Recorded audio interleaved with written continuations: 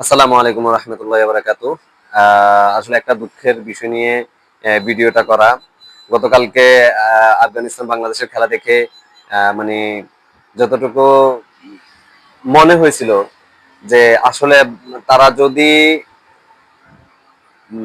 ন্যূনতম মানসম্মত ক্রিকেটার হইতো তাহলে একটা জিনিস বলা যেত। সামান্য একটা স্কোর।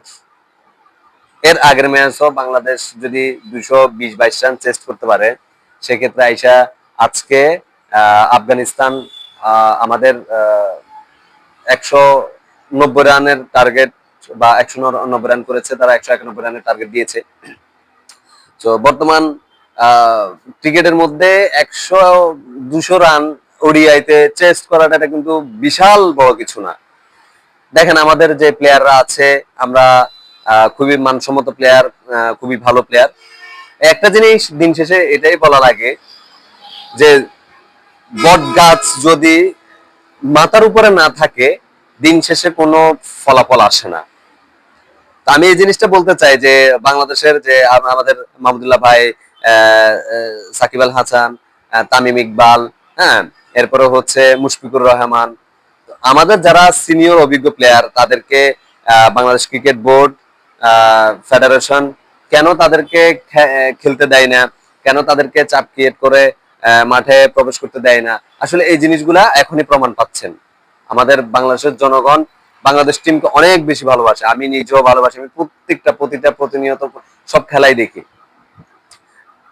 বর্তমানে আমাদের ক্রিকেট টিমটা যদি টি-20-তে যদিও তারা খুব ভালো একটা পজিশনে আছে, খুব ভালো খেলেন, কিন্তু কিছু কিছু অবস্থায় যাই এমন একটা অবস্থা হয় ভাই, কুকুরুত তো কুকুরুত মানে এমন একটা অবস্থা হয় যে ভাই একটা উইকেট গেলে শুধু মুরগির বাচ্চা যেরকম মায়ের পেছনে ঘুরঘুর ঘুরঘুর ঘুরঘুর করে, আমাদের বাংলাদেশ ক্রিকেট টিমের অবস্থাটা হচ্ছে এমন।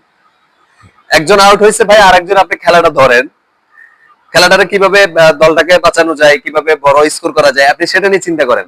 ভাই আপনাকে তো বলা হয় না যে আপনি বিগ শট খেলেন, হ্যাঁ, আপনাকে 6 মারার জন্য বলা হয় নাই। ওয়ানডে ক্রিকেট মানে হচ্ছে 50 ওভার, 190 রান, 190-91 রান, এটা কিন্তু বড় কোনো স্কোর না। আপনি যদি প্রতি ওভারে 4 রান 5 রান করেও নেন, আপনি অনায়াসে জিতে যান। তা আপনাকে তো বলা হয় না যে ভাই আপনি বড় শট খেলেন। এটা তো 400, 350, 500 রানের টার্গেট ছিল না যে আজকে আমার বাউন্ডারি না আসলাম আমি ম্যাচ জিতবো না। ভাই একটা একটা করে সিঙ্গেল নিয়ে খেলেন। আমি দেখলাম যে সাইফ হাসান, সেখানে তার কোনো দোষ ছিল না, হয়তো তার যে বলটা করা হয়েছে ওই বল অনুযায়ী উনি